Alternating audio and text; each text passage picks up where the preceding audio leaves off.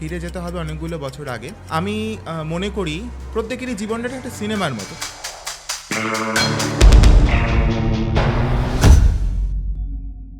এই ঘটনাটাই বরানগরেরই ঘটনা। আমি নামটা পুরো জায়গাটার নাম বলছি না। তিনি আমার একজন টিচার। আমাকে একদিন বলে, তুমি ফ্ল্যাটটা দেখেছো সুশান্ত?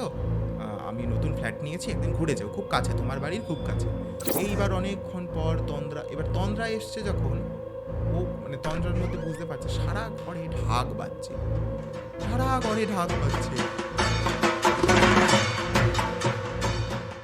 পেলাম একটা মানুষের যে গায়ে নরম স্পর্শ, সেটা আমি পেলাম। এইটুকুন একটা বাচ্চা মেয়ে, 5-6 বছর বয়সী, বলছে যে তোমরা এখানে থাকতে এসো, আমার কাকা থাকতে দেবে না। স্নান করতে গিয়ে উনি মগে জল ঢালছে, যতবার জল ঢালছে, মানে উনি গল্প করছেন, মুখের সামনে থেকে জলটা পড়ছে, আমরা কিরকমভাবে মুখটা জলটা মুছে নিই, জলটা যতবার পড়ছে হালকা জলের আলোয় দেখছে পরপর দুজন দাঁড়িয়ে রয়েছে বাথরুমের মধ্যে। আর আমার কাকা বড় বড় দাঁত বার করে বলে, তুই যাবি না।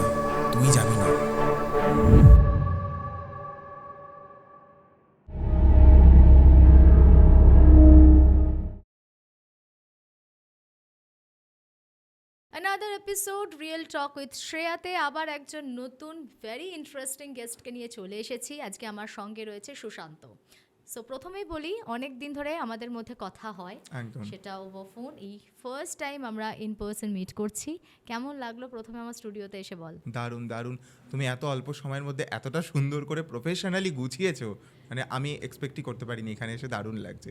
আর তুমি তো সবসময় খুব মিষ্টি, ভীষণ একটা পজিটিভ, এটা একটা খুব ভালো। আমি সবসময় তোমাকে বলি, কোনো প্রফেশনালিজম নেই তোমার মধ্যে, খুব বেশি পেশাদারিত্ব নেই, যতটুকু নিজা কাজের কথা, তার বাইরে তুমি একদম আমাদেরই মানুষ, মাটির মানুষ। খুব ভালো লাগে এটা। Thank you. আচ্ছা, আজকে যে মানুষটা তো হাসি খুশি তোমরা দেখছো অনস্ক্রিন সামনে, সেই মানুষটার কিন্তু আমাদের সাথে অনেকগুলো কথা শেয়ার করার আছে। প্রথমত হচ্ছে, আজকে একটা খুব ক্রুশিয়াল টপিক নিয়ে আমরা ডিসকাশন করতে চলেছি। ওর এতটুকুনি কোনো সমস্যা নেই এটা অকপটে স্বীকার করতে যে ও কিন্তু এলজিবিটি কমিউনিটি থেকে বিলং করে। আজকে সত্যি এটা একটা আমাদের সমাজের ব্যাধি হয়ে দাঁড়িয়েছে যে কার সেক্সুয়াল ওরিয়েন্টেশন কি সেটা নিয়ে সত্যি কি আমি অন্য কোনো মানুষকে অ্যাটাক করতে পারি, তাকে হিউমিলিয়েটেড করতে পারি, এটা কি পসিবল? আমরা নিজেরা কতটা নিকৃষ্ট মানসিকতার হলে তবে গিয়ে অন্য মানুষের সেক্সুয়াল ওরিয়েন্টেশনটা আমাদের কাছে একটা টক অফ টেবিলে আসার মতন টপিক হতে পারে। তো আজকে আমরা এই বিষয়টা নিয়ে ডিসকাস করব। তার চেয়ে বড় কথা হচ্ছে যে ওর জীবনটা কিন্তু শুধুমাত্র এলজিবিটি কমিউনিটির মেম্বার বলেই যে ওকে অনেক কিছু ফেস করতে হয়েছে, নট দ্যাট। ওর ছোটোবেলাতে কোনো একটি বিশেষ কারণে তার মা তাকে ছেড়ে চলে যায় এবং তারপর প্রচুর স্ট্রাগল করে আজকে কিন্তু ও একজন সাকসেসফুল ভয়েস ওভার আর্টিস্ট। ওর নিজস্ব ইনস্টিটিউশন আছে। ওর এই সাকসেস স্টোরিটা আমাদের সকলকে কিন্তু প্রচুর ইন্সপায়ার করবে এবং চেরি অন টপ সেটা একটা সুন্দর ইন্টারেস্টিং হরর স্টোরি দিয়ে ও কিন্তু ক্লোজারটা দেবে। তো সব কিছুর একটা দারুণ এপিসোড আমরা কন্ডাক্ট করতে চলেছি। চলে যাব সুশান্তর কাছে। জাস্ট একটা কথা বলে দিই, চারিদিকে আমরা এত ফ্রড দেখতে পাই। সবসময় দেখবে যখনই আমরা কোনো অ্যাপে স্ক্রল করতে থাকি, বিভিন্ন মন্দিরের থেকে বিভিন্ন রকমের সেবা কেন্দ্র, অমুক তমুক নানান রকমের অ্যাডভার্টাইজ আসতে থাকে এবং এই রকম তারাপীঠেরও প্রচুর মাকে অনলাইনে পুজো দেওয়ার ব্যাপারে ফ্রড অনেক কিছু ঘটেছে। আমার অনেক সাবস্ক্রাইবাররা আছে যারা আমাকে রিপিটেডলি বলেছে, যেন দিদি টাকা পাঠালাম, ব্যাস তারপরেই ফোনটা ব্লক করে দিয়েছে, আর কন্ট্যাক্ট করতে পারছি না। তাই মা তারা সেবা কেন্দ্র নামক একটি সেবা কেন্দ্র থেকে আমাকে কানেক্ট করা হয়, যারা একদম অথেন্টিক। তাদের অথেন্টিসিটি আমি পার্সোনালি চেক করে নিয়েছি। আপনারা যদি কেউ পার্সোনালি অমাবস্যা কিংবা অমাবস্যায় শুধু নয়, নিজেদের কোনো বিশেষ দিনে বিশেষ কোনো তিথিতে পুজো দিতে চান, অনলাইনে পুজো পাঠানোর জন্য ইনাদেরকে ট্রাস্ট করতে পারেন। আমার স্ক্রিনে যে নাম্বারটা পপড আপ হচ্ছে ওখানে কন্ট্যাক্ট করে নির্দ্বিধায় অনলাইনে পুজো পাঠাতে পারেন। পুজো দেওয়া হয়ে গেলে তারা কিন্তু আবার আপনাকে প্রসাদটা কোরিয়ার করে পাঠিয়ে দেবে।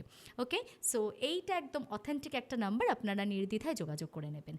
আর আমি কথা বলবো না, এবার আজকে আমাদের গেস্ট সুশান্ত কথা বলবে। আচ্ছা, প্রথমেই শ্রেয়াদিকে থ্যাংক ইউ।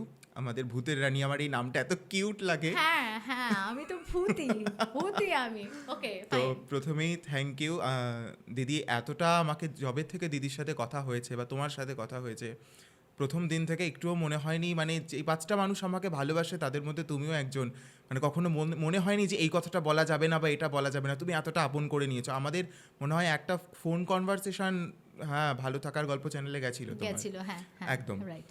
আর তো তারপরে আজকে এখানে চলে আসা, তো আমি খুব এক্সাইটেড ছিলাম, অনেক দিন ধরে কোনো প্ল্যান রাখিনি, আর ফার্স্ট টাইম আমরা সামনাসামনি দেখা একদম সামনাসামনি দেখা হলো। তো শুরুটা যদি করতে হয় ফিরে যেতে হবে অনেকগুলো বছর আগে। আমি মনে করি জীবনটা তো আমাদের প্রত্যেকেরই জীবনটা একটা সিনেমার মতো, প্রত্যেকের মতো করে। আজকে আমি এখানে বসে আছি বলে আমি বলতে পারছি বলে, কিন্তু যে বলতে পারছেন না, যে ভদ্রমহিলা এখন হয়তো শুনছেন, ভিডিওটি দেখছেন, বা যে লোকটি সারাদিন এখন মজুরি খাটছেন তারপরে বাড়ি এসে ভিডিওটি দেখবেন, তার জীবনটাও তুমি দেখবে সিনেমার মতো। কিন্তু আমার মনে হয় আমি আজকে যে কথাগুলো বলবো, আমার মনে হয় সেটা সকলের একটু হলেও শোনা উচিত, কারণ হেরে না গিয়েও ফিরে আসা যায়। জয়ের আরেক নাম জীবন, এটা আমি খুব ছোটোবেলায় শিখেছিলাম এবং তখন কিছু বুঝিনি, এখন আমি প্রতিদিন বুঝতে পারি। আমার জন্ম হয়েছিল দমদমে নাগের বাজারে একটা হসপিটালে। তো জন্মের পর আমার খুব ছোটোবেলার যতটুকুনি স্মৃতি মনে রয়েছে, আমার মা বাবার মধ্যে কোনোদিনই সেরকম বন্ডিং ভালো দেখিনি। তাদের মধ্যে ব্যক্তিগত সমস্যা লেগেই থাকতো নানান রকমভাবে। তো আমি কাউকে দোষ দিচ্ছি না, দেখো তাদের জন্যই আমি পৃথিবীতে আসতে পেরেছি, তোমার এখানে বসতে পেরেছি, তাদের কিছু তো ক্রেডিট রয়েছে। কিন্তু বাবা মা, এই যে সো কল্ড বাবা মা টপিকটাকে যে আমরা একদম ভগবান তুল্য মাথায় তুলে রাখি, দেখো তারাও মানুষ, তাদেরও তো ভুল ত্রুটি থাকতেই পারে, প্রত্যেকটা মানুষের ভুল ত্রুটি থাকে। তো আমার খুব ছোটোবেলায় মনে পড়ে যে প্যারেন্টিং যে শৈশবটা একটা শিশুকে বেড়ে তুলতে সহায়তা করে, সেটা আমি কোনোদিনই পাইনি যখন পাওয়ার দরকার ছিল। বাড়িতে অশান্তি দেখেছি, ঝামেলা দেখেছি, প্রচুর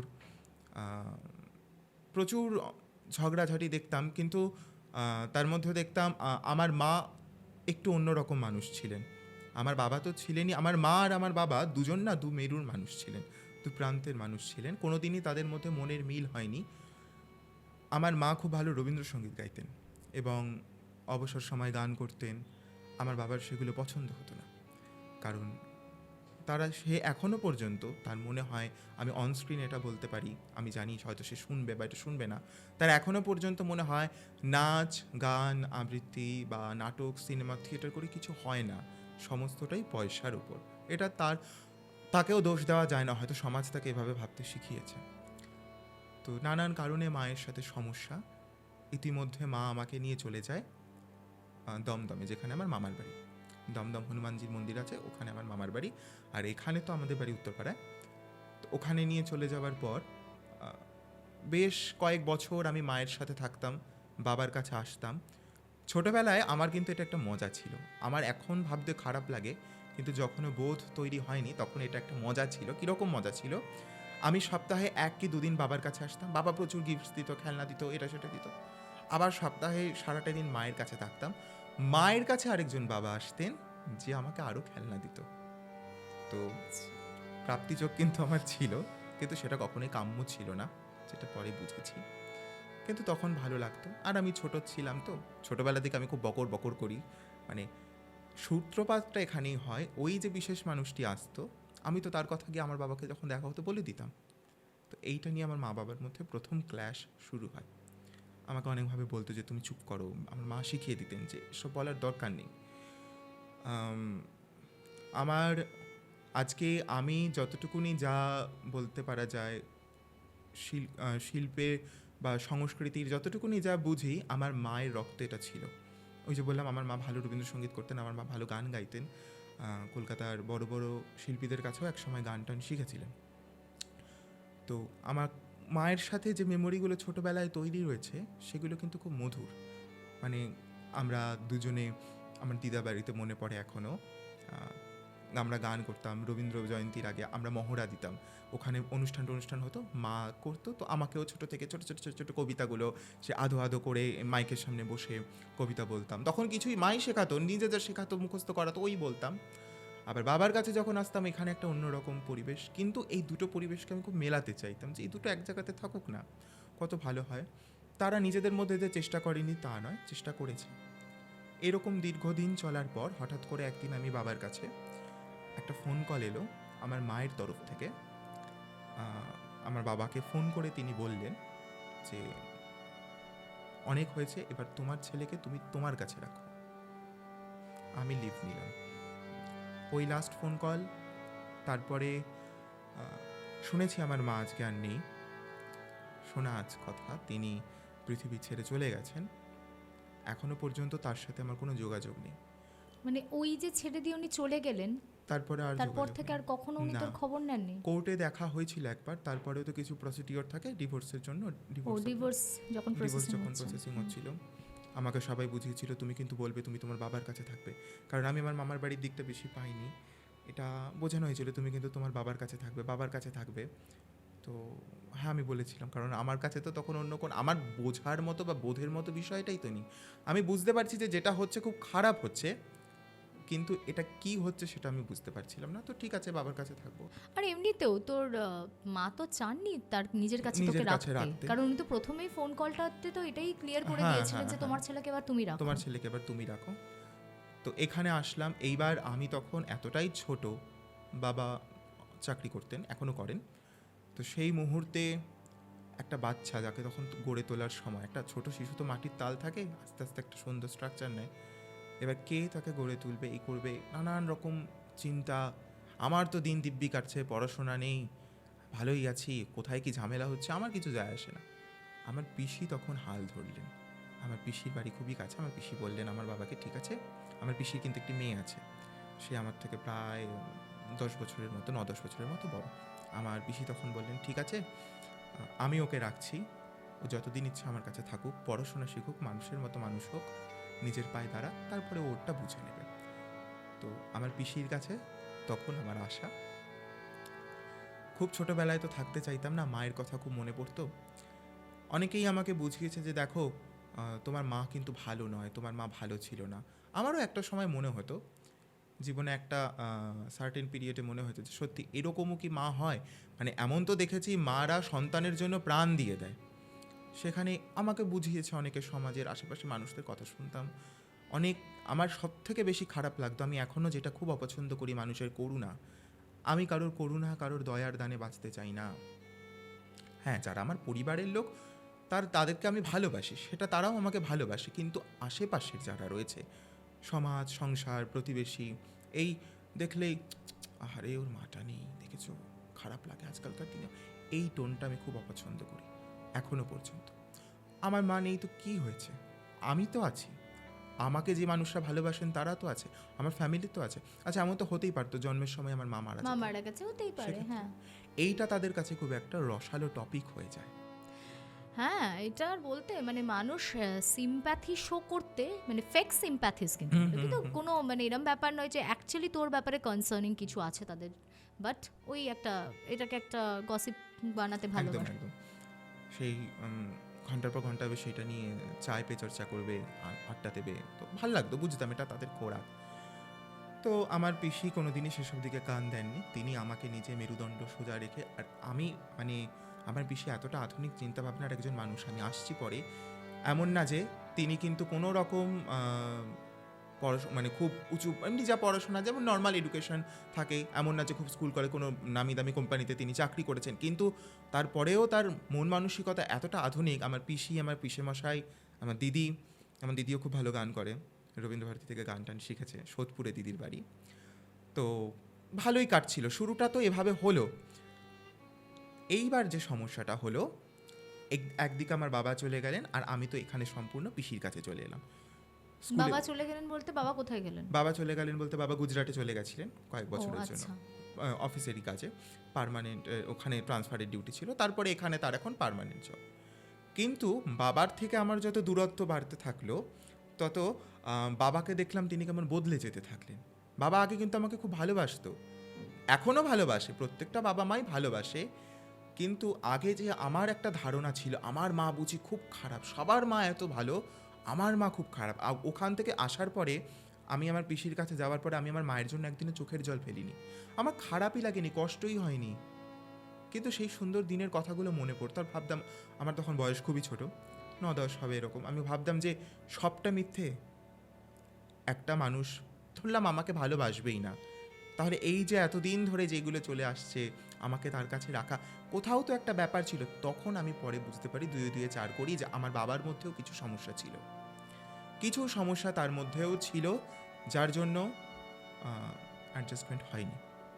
তো আমার বাবার মধ্যে আমি দেখলাম আস্তে আস্তে সে মানে ওই যা হয় একটা সংসারের প্রতি দায় দায়িত্ব, একটা বাচ্চার প্রতি দায় দায়িত্ব, সম্পূর্ণটা থেকে কেমন গা হাত পা ঝাড়া দিয়ে একদম নিজে স্বাধীন।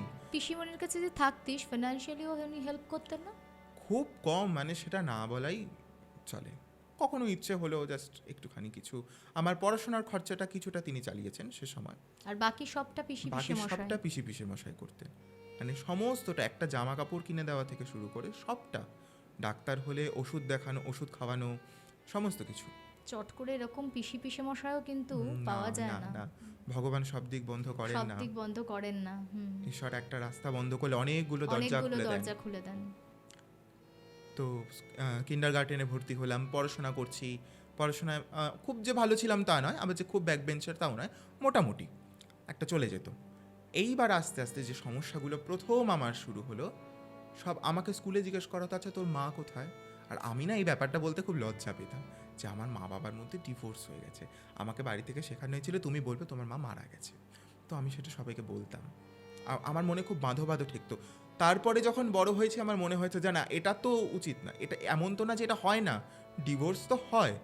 আর ঠিক আছে, আমার জীবনে না হয় এরকম হয়েছে, এটা সবার জানা উচিত যে হ্যাঁ এরকমও হয়ে থাকে, আমি কেন একটা মিথ্যে কথা বলবো।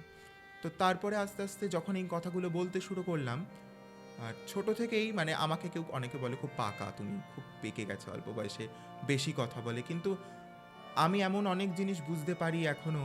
আমার মনে হয় হয়তো পরিস্থিতি সেটা তৈরি করে দিয়েছে, যে আমার মনে হয় ওগুলোকে পাকামি ঠিক বলা চলে না। কিছু কিছু জিনিস বেটার ওটাকে we can call maturity. Maturity, হ্যাঁ।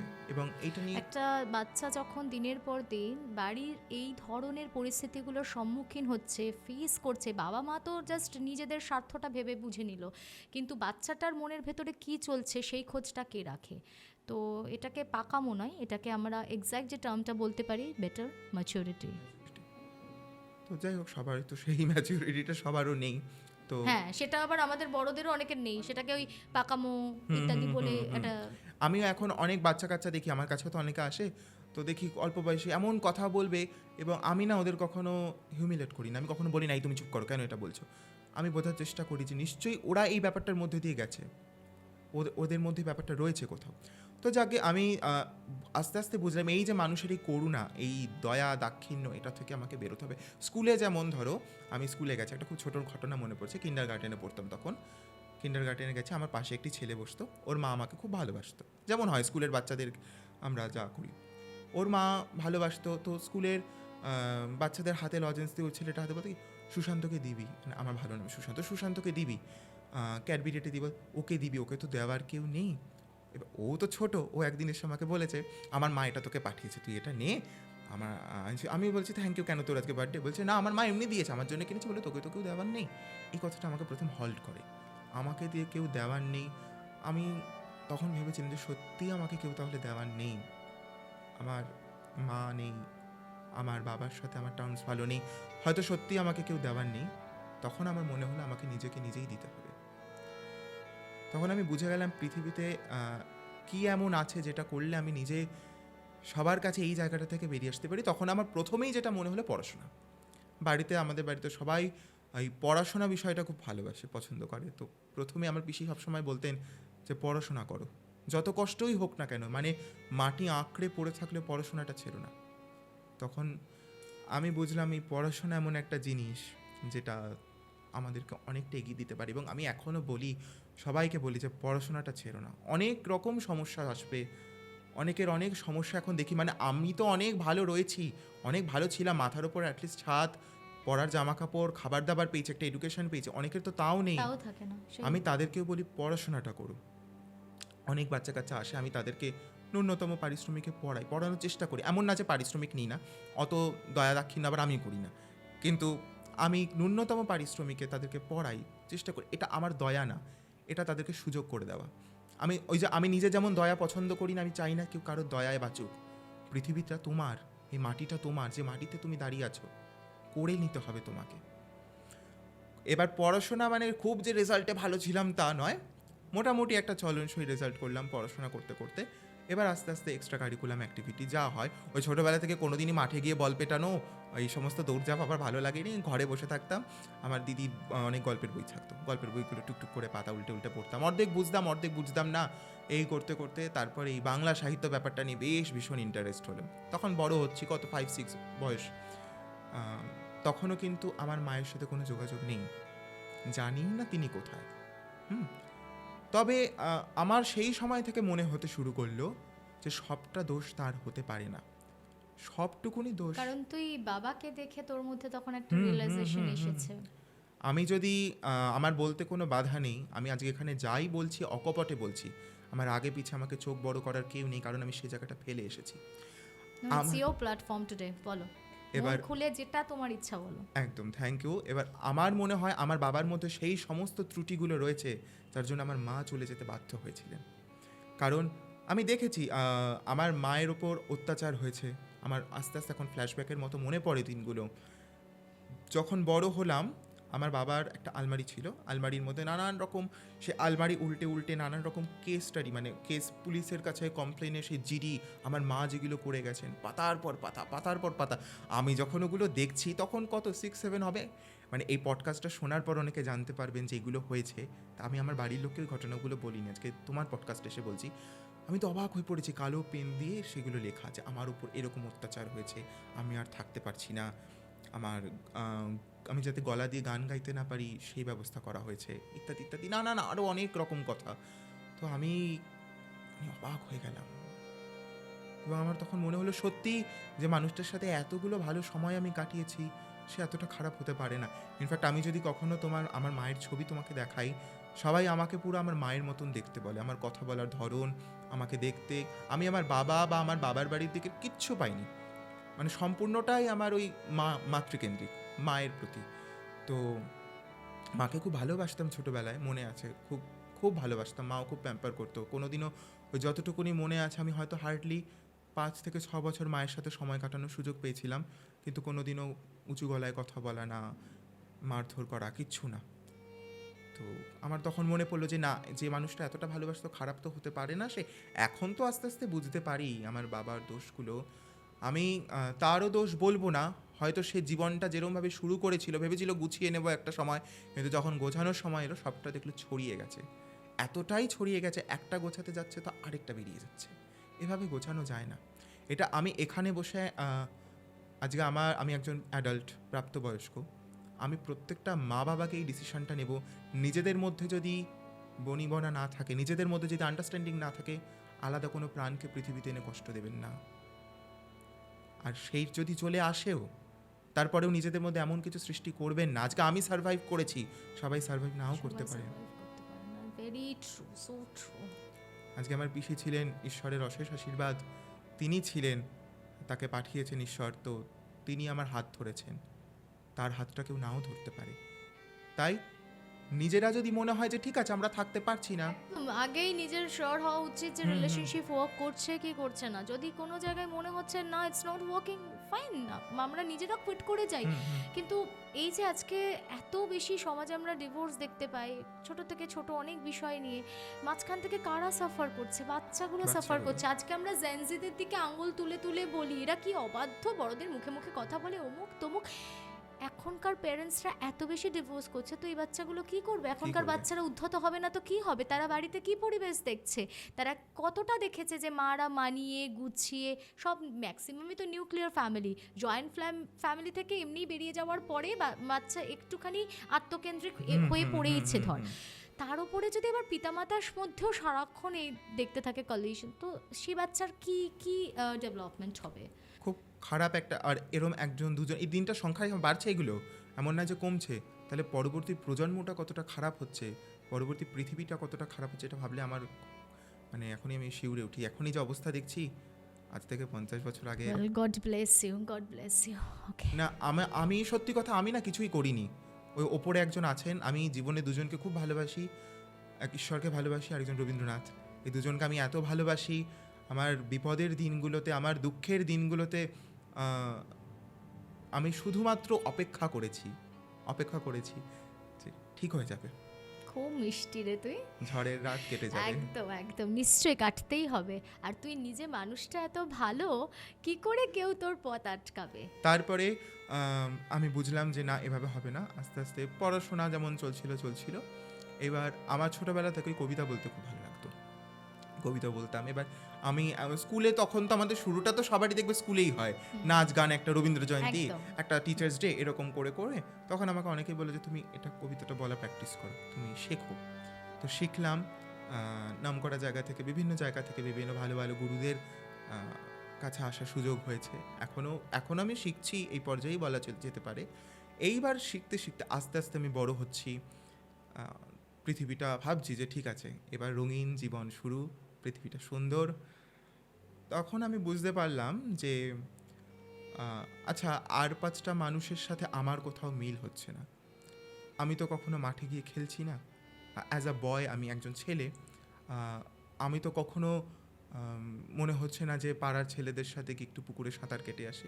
আমি খুব ছোটোবেলা থেকেই নেই এত কিছুর জন্য আমি নিজে খুব চুপচাপ থাকতাম, মানে কারোর সাথে কি শেয়ার করব। আমার মধ্যে এই একটা ব্যাপার, ওই যে বললাম না, খুব যদি কেউ ওই আমাকে একটুখানি চিবুক তুলে বলে আহারে খুব কষ্ট তোর, আমার এইটাকে এখন আমি এত অপছন্দ করি দিদি, মানে এই জিনিসটা আমি একদম অপছন্দ করি। কেউ আমাকে বলুক তুমি এই কষ্টটা করে এটা অর্জন করে নাও, ছিনিয়ে নাও, আমি সেটা করতে রাজি আছি, কষ্ট করে অ্যাচিভ করবো। কিন্তু কেউ যদি আমাকে দিয়ে দেয় না, আমার মনে হয় খুব অপমান ওটা। তো নিজের মতো নিজে থাকতাম। এইবার আস্তে আস্তে প্রথম যেটা বুঝতে পারি, আমার স্কুলেই তখন একজনকে খুব ভালো লাগতো, সে একটি ছেলে। এবার অদ্ভুত একটা মিষ্টি বন্ধুত্ব তৈরি হলো প্রথমে। তারপরে সেখান থেকে কি জানি কীরকম একটা, সেও আমাকে সাপোর্ট করতো, আমিও, মানে তখন তো দেখো এখনকার বাচ্চারা তো ওই যে বললাম ম্যাচিওর, খুব পাকা, যাই বলি না কেন, তো আমরা তো এখন এরকম, কিন্তু তখন সত্যি এগুলো বুঝতাম না। মানে আমি আবার ওর জন্য বাড়ি থেকে টিফিন আলাদা করে টোরে নিয়ে যেতাম, মানে আলাদাই ব্যাপার ছিল। আস্তে আস্তে ও একটু আমার থেকে ম্যাচিওর ছিল, 2-1 সেম বছর। ক্লাসে ছিলি? না, সেম ক্লাসে ছিল, সিনিয়র? সিনিয়র ছিল। ওকে। ঠিক আছে, ওর সাথে লুকিয়ে লুকিয়ে গিয়ে দেখা করা। হ্যাঁ, স্কুলের পরে ও আমাকে বলতো এই তুই দাঁড়াবি, তোকে আমি বাড়ি নিয়ে যাবো, ঠিক আছে, সাইকেলের পিঠে বসিয়ে টুসিয়ে বাড়ি নিয়ে যাওয়া। কিন্তু মানে যাই হয়েছে সবটাই ভীষণ পোলাইট হয়েছে, তার মধ্যে কোনো রকম ভালগারিটি ছিল না। আমরা বুঝতামই না সেই বিষয়গুলো তখন। হ্যাঁ, কাফ লাভ তো কখনোই ভালগার হয় না। হ্যাঁ, এবং রাইট। খুব ভালো লাগতো। তারপরে ও একদিন আমাকে বলছে যে আচ্ছা, তুই যেই জামার জন্য টিফিন বানিয়ে আনিস, প্রতিদিন আমাকে বাড়ি থেকে ডাকতে যা স্কুলে আসার সময়, সবাই ভাবতে এর থেকে 2 বছরের ছোট, একে ডাকতে চাই কি, ধরো আমি এইটাও তখন এই মাধ্যমিক দেবে, একে ডাকতে আসে কেন, কি ব্যাপার? তো তখন আমি বলতাম আমি জানি না। এবার ক্লাস 8 মানে বুঝতেই পারছো, একটা আমাদের প্রত্যেকেরই বয়ঃসন্ধির যে পিরিয়ডটা, টিনেজ পিরিয়ডটা শুরু হয়েছে। আমি বলছি না, আমি জানি না, আমার তোমাকে খুব ভালো লাগে। এবার কেন ভালো লাগে, এবং এটা তো অস্বাভাবিক তখনও পর্যন্ত। আজকে ধরো আমি কথা বলছি যখন 2017-18 সাল, আর প্রায় আজ থেকে 7-8 বছর আগের কথা। পৃথিবীটা অনেকটা পিছিয়ে ছিল না, কোভিড এসে তো আমাদেরকে এক ধাক্কা অনেকটা এগিয়ে দিল। তো আমি বললাম দেখো, এটা তো ভীষণ অস্বাভাবিক, তুমি এটা কতটা কাউকে বলো না। এবার সে এত ভালো ছিল, আমি তার নামটাম কিছু বলছি না এখানে, আমি জানি সে হয়তো পডকাস্টটা শুনবে, তার সাথে আমার এখন কোনো যোগাযোগ নেই। তো সে এতটাই ভালো ছিল, সে বলল যে ঠিক আছে, কোনো ব্যাপার নেই, হতেই পারে, আমারও তো তোকে ভালো লাগে। ভালো লাগতে কি শুধুমাত্র একটা ছেলে একটা মেয়েরই ভালো লাগতে পারে? হ্যাঁ, এবার এই ভালো লাগার ঊর্ধ্বে গিয়ে যদি কিছু থেকে থাকে সেটা ভালোবাসা। ঠিক আছে, তুই যদি আমাকে মানুষকে ভালোবাসে, এটা তো কোনো অপরাধ নয় রে না, বাবা। একদম। আজকে আমার দ্বারা কারোর যদি কোনো ক্ষতি না হয়, আজকে আমি ওকে ভালোবাসলে পাশের জন্য যদি কোনো ক্ষতি না হয়, এটা খারাপ কোথায়? ডেফিনেটলি। আমি এটা বুঝতে পারি। রাইট। তো ভাবলাম ঠিক আছে চলো। এইবার আস্তে আস্তে, এবার আমার ব্যাপারটা হচ্ছে আমি ছোটোবেলা থেকেই মানে খুব যা হয় সব ব্যক্ত করে দিই, মানে আমি কিছু চেপে রাখতে পারি না, বক বক বক বক করে এই বলতে বলতে, এই জানিস আমার ওকে খুব পছন্দ, অমুক তমুক হেনা তেনা, এই ব্যাপার রাষ্ট্র হলো। হ্যাঁ, সুশান্তর এরকম ব্যাপার, রাষ্ট্র হলো। আচ্ছা, তো স্কুল কলেজে আমি বলবো আগেকার দিনের মানুষেরা, তারা এতটা বুদ্ধিমান ছিলেন। আমার ম্যাডাম টিচার যারা ছিলেন, তারা ব্যাপারটাগুলো জানতো, কোনো দিন আমাকে এই নিয়ে একটা কোনো প্রশ্ন করেনি আলাদা করে ডেকে। ইনফ্যাক্ট এখন দেখি আমার একজন পরিচিত স্টুডেন্ট রয়েছে, তার মধ্যে ব্যাপারটা রয়েছে, সে মেয়ে, লেসবিয়ান সে। তো তাকে স্কুলে তার দিদিমণি ডেকে বলছে তুমি যে এরকম, তোমার অনুশোচনা হয় না? সে আমাকে এসে বলছে স্যার এরকম এরকম বলছে। আলাম, অনুশোচনা কেন হবে? কি হয়েছে তোর যে তোর অনুশোচনা হবে? তুই কি চুরি করেছিস? তুই কি খুন করেছিস? তা তোর অনুশোচনা কেন হবে? বলছে না ম্যাডাম বলতে, আর ম্যাডাম কতদিন হলো স্কুলে? প্রশ্ন এটাই যে কেউ যদি পার্সোনালি লেসবিয়ান হয় বা গে হয় তো হাউ ডাজ ইট ম্যাটার, মানে আমার লাইফে কি ট্রাবলসাম ব্যাপার সেটা? আমি তো আমার যেটা ভালো লাগে আমি সেটা করব আমি সেটা ফর মাই করবো। সেলফ স্যাটিসফ্যাকশন, তার যেটা ভালো লাগে সে করবে এবং সেই পার্টনারের সাথে করবে যে ওকে উইথ ইট, সে তো আমাকে ফোর্সফুলি কিছু না, করছে না। কখনোই না। তাহলে ইন দ্যাট কেস এইটা নিয়ে একজন ম্যাডাম একটা বাচ্চাকে কি করে প্রশ্ন করতে পারে তোমার কিসের, মানে তার এই ব্যাপারটার ভেতরে ঢোকার প্রয়োজনীয়তাটা কি, আমার সেখানে পয়েন্ট। ইভেন আরও একটা বাজে ব্যাপার হচ্ছে ইদানিং এই বিষয়গুলো নিয়ে বাবা মারা কিভাবে রিয়্যাক্ট করছে বলতো। ধর কোনো বাচ্চা ব্যাপারটা এক্সপোজড হলো বাড়িতে, তার বাবা মা ভাবছে কি ওই ধর একটা মেয়ে, আমি একজনের মানে পার্সোনালি খুব চিনি তাকে, আমি তার কথাই বলছি, তার বাবা মার একটা অদ্ভুত ধারণা হচ্ছে ওসব কিছু না, ধরে বিয়ে দিয়ে দাও ঠিক হয়ে যাবে সব। আরে ধরে বিয়ে দিয়ে দিলে কি করে হবে? এগুলো তো বায়োলজিক্যালি একটা মানুষের ভেতরকার যে আর্জটা আসবে তো সেটা তো কমপ্লিটলি ইন্টারনাল একটা ম্যাটার। এখানে এরকম ধরে বেঁধে বিয়ে দিয়ে দিয়ে শুধু শুধু মেয়েটার এবং তার সাথে যার সাথে বিয়েটা হচ্ছে তাকে জড়িয়ে দুটো লাইফকে নষ্ট করার কি মানে? সেটাই। এই জায়গাটাতে সমাজের সচেতনতা কখন আসবে, কবে আসবে, I really don't know. But এই তুইও বললি যে তোর স্টুডেন্ট ফেস করেছে, আমারই এই দেখা চোখের সামনে এই মেয়েটিরও একই ঘটনা, যে দিদি অদ্ভুত যুক্তি শোনো, ধরে বিয়ে দিয়ে দাও সব ঠিক হয়ে যায়। আরে বিয়ে দিয়ে দিলে কি করে ঠিক হবে? ওর যেটা নিড ও তো সেটা না পেলে নিজেও স্যাটিসফাইড হবে না, অন্যকেও স্যাটিসফাই করতে পারবে না, তাহলে লাভটা কোথায় সেখানে জোর জবরদস্তি করার? একদমই তাই। আমাকে যখন বললো আমি তখন ইনফ্যাক্ট আমি বললাম ম্যাডাম ম্যাডাম কী করেন, কদিন হলো স্কুলে এসে? বলছে নতুন অল্প বয়সী ম্যাডাম, হয়তো কত হবে না, হার্ডলি 29-30। আমি তখন বুঝলাম যে না, এটা সমস্যাটা এই জেনারেশনটার মধ্যেই। তাহলে ওই শস্যের মধ্যে ভূত একটা কথা আছে না, এরা আমরা বলছি আমরা কত এগিয়ে গেছি দেখো, কিন্তু ভেতরে ভেতরে এই গলদগুলো রয়েছে। তো ইনফ্যাক্ট আমি যে আমার স্কুল টুলে দেখেছি কখনো আমাকে এই বিষয় নিয়ে ফেসই করতে হয়নি। আমি খুব পড়াশোনা ভালো ছিলাম, আমাকে টিচাররা ভালোবাসতেন। ইনফ্যাক্ট এখনও তাদের সাথে আমার কথা হয়, কোনো দিনও এই বিষয় নিয়ে কখনো কিছু তারা বলেননি। এক্স্যাক্টলি, তুই আমাদের আগের জেনারেশনটাকে দেখবি, তারা কিন্তু অনেক কিছু বুঝেও কমেন্ট না করে চুপ করে থাকতে জানে। সেটা তারা জানে যে আমাদের জায়গাটাকে আমরা এই লিমিটেশনটা ক্রস করতে পারবো না, এই জায়গাতে আমাকে থেমে যেতে হবে, ওটা ওর ব্যাপার, ও বুঝেনি। কিন্তু আমাদের এই পার্টিকুলার একটা ধরে নে মিডল এজেড আমরা যারা এখন, এই জেনারেশনটার মধ্যে কিন্তু অনেক সমস্যা আছে। তারা ভাবে আমরা অকপটে অনেক কিছু বলে ফেলছি, কিন্তু কেন বলবো, কি জন্য বলবো? সারাদিন তুই দেখ ফেসবুক, আমি পার্টিকুলার কোনো অ্যাপের নাম করতে চাই না, এনিওয়েজ তুই যে কোনো অ্যাপ খোল, তুই যে কোনো অ্যাপে গিয়ে তুই যে কোনো কারোর যে কোনো সে যা করছে কন্টেন্ট যা হোক দেখ, খালি তুই দেখবি ট্রোলিং, নেগেটিভ কমেন্টস, কিচ্ছু না। মানে এই জেনারেশনটা উদ্ধত, তারা শুধু অন্য মানুষকে টিজ করে একটা অদ্ভুত সেই পৈশাচিক আনন্দ উপভোগ করে। এটা আমি জানি না কিরকম সাইকোলজিতে মানুষ চলছে। কথা মানে আমি এত ভালো ভালো টিচার পেয়েছি, তারা আমার সাথে এত সময় কাটিয়েছে। মানে আমি খুব ছোট ছোট কথা বলি, আমি স্কুলে যেতাম, মেকআপ পরে স্কুলে যেতাম, জানো তো, খুব সেজে গুজে স্কুলে যেতাম। তোর সেটা ভালো লাগতো, সেটা তোর ইনস্ট্যান্ট। কোনো টিচার আমাকে কোনোদিনও এর জন্য একটা কথা বলেননি। ঠিক আছে, আমাকে এবার অন্তু বলে ঠিক আছে তুমি মুখটা ধুয়ে এসো, মুখটা মুছে এসো, ব্যাস এইটুকুনি। স্কুলের পরিবেশটাও তো ঠান্ডা রাখতে হবে, কিন্তু কেন তুমি এরকম করেছো, তোমার কি এটা করা বা কেন করছো, কি বৃত্তান্ত, কিচ্ছু না। আমি এখন ভাবি যখন, আমি ভীষণ অবাক হয়ে যাই, এবং আমি মনে করি আমি তো অনেকটা লাকি ছিলাম। এখন এক একজনের ওপর এমন অত্যাচার হয়, তারা ঘরের মধ্যে গুমড়ে গুমড়ে কাঁদে।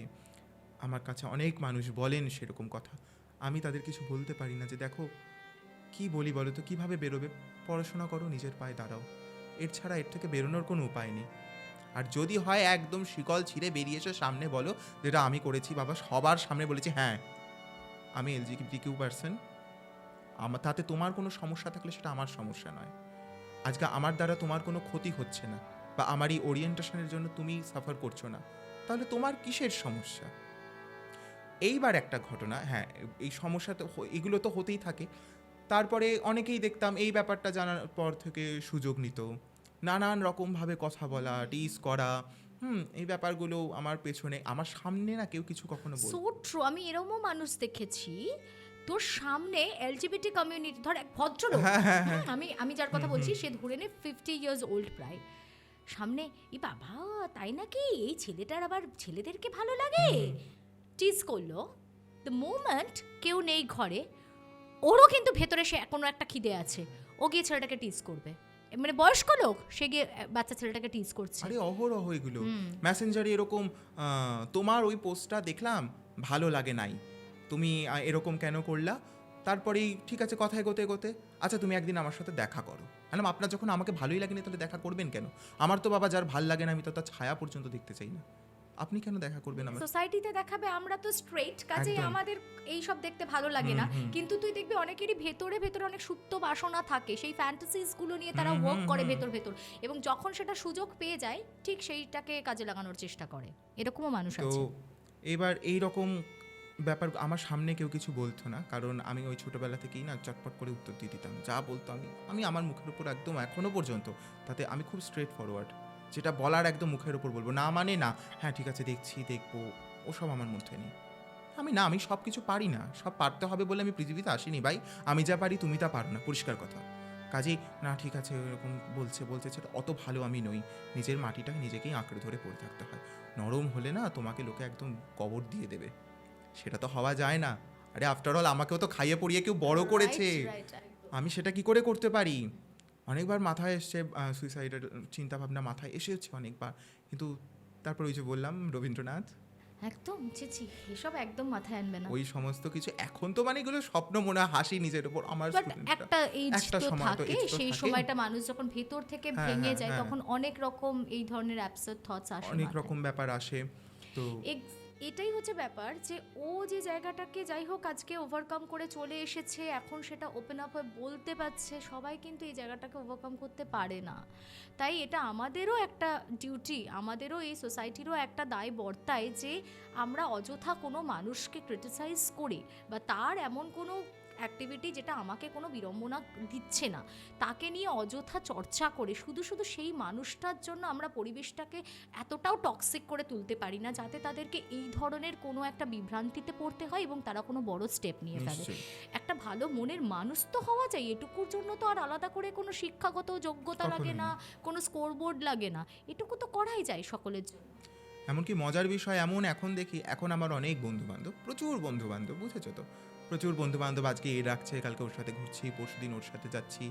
তো আমার যারা খুব ভালো বন্ধু বান্ধব ছিল তারা যখন আমার সাথে কথা বলতো, আমার সাথেই কথা বলতো, তাদের যখন ফ্রেন্ড গ্যাদারিং হতো বা বন্ধুদেরই হতো অন্য বন্ধুদের মধ্যে, সেখানে আমাকে ডাকতো না। আমি বুঝতাম ব্যাপারটা, মানে হলে বলতো না। এখন তারাই বলে না তোকে ছাড়া কোনো আড্ডা জমবে না, তুই চলে আয়, তুই না আসলে ভাল লাগে নাকি। তো এটা এমন নয় যে এমন বড় কিছু অ্যাচিভ, কিন্তু আমি এটা তাদের দৃষ্টিভঙ্গিটা দিয়ে এখন যখন দেখি অবাক লাগে খুব। আমারই খুব কাছের বন্ধু বান্ধব, আমি কারোর নাম করছি না, এখনও তাদের সাথে যোগাযোগ রয়েছে, তাদের বড় বড় ফ্রেন্ড সার্কেল ছিল, নানান পার্টি করছে। তখন তো দেখো আমরাও তো ছোট, আজকে আমারও তো মনে নানান রকম ইচ্ছা হয় তো ঠিক আছে আর 5টা বন্ধু বান্ধবদের সাথে মিশ বই করবো, আমাকে ডাকতো না সেসব জায়গায়। আমি বুঝতাম, কারণ তখন ভাবতাম খারাপ লাগতো যে ডাকলো না কেন। আচ্ছা ঠিক আছে, এমন না যে ও আমার সাথে কথা বলে না, আমার সাথে কথা বলবে, কিন্তু এসে নিজের মতো নিজে এসে কথা বলবে বা ফোন করে কথা বললো, কিন্তু ও আর কারোর সাথে পরিচয় করাতে মানে চায় না, সোশ্যাল গ্যাদারিং এ তোকে ইনভলভ ইনভলভ করতে করতে চাইছে না। চাইছে না। তো তারপরে এখন তো ব্যাপারটা আলাদা, এখন তারাই ডাকে, এসো, সব জায়গায় যাওয়া হয়ে ওঠে না, কিছু জায়গায় যাই। তো তাদেরও হয়তো কোনো কোনো ভুল ভেঙেছে, এই যে যখন ফাঁকা সময়টুকুনি যেত আমার জীবনটা একা লাগতো, এবার যাকে ভালো লাগতো সে তো ভাই উচ্চ মাধ্যমিক প্রাথমিক দিয়ে ততক্ষণে পগার পার। আমি ভাবলাম ঠিক আছে, তবে সে মানুষটি যাওয়ার আগে আমাকে বলে গেছিল যে তুমি যদি কিছু করতে চাও পড়াশোনাটা ছেড়ো না কোনো দিনও, তোমার ভেতরে যেটা আছে তুমি সেইটাকে, সেই স্কিলটাকে তুমি ডেভেলপ করো। তখন কথাটা বুঝিনি, তখন 9 না 10-এ পড়ি, এখন কথাটা বুঝি। আস্তে আস্তে আমি আবৃত্তি চর্চার উপর জোর দিলাম, আমার কণ্ঠশিল্পের ওপর জোর দিলাম, ভালো কোথায় শেখা যায়। এই দেখো এটা তো আমাদের জীবনের সব কিছু না। আজকে যদি একজন বিয়ে না করে, সংসার না করে, তাহলে কি তার জীবনটা থেমে গেল? এমন অনেক মানুষের সাথে আমার পরিচয় আছে, ইনফ্যাক্ট এইসব মানুষদের সাথে না আমি খুব কানেক্ট করতে পারি। কীরকম বলছি, টিচার, তারপরে কিছু মিডল এজ লেডি বা অনেক ভদ্রলোক, তারা হয়তো বিয়ে থা করেনি, তারা হয়তো জীবনটাকে অন্যরকমভাবে দেখে, তাদের সাথে আমার নিজের বয়সী কোনো বন্ধু বান্ধব নেই, এই তোমাদের মতো বা তোমাদের থেকে বড়, তারা এসে আমার সাথে কত রকম কথা বলে, সব নিয়ে আমরা আলোচনা করি, আড্ডা মারি, রাজনীতি নিয়ে। তাদের সাথে আমি যখন থাকি আমার আনন্দ দারুণ লাগে।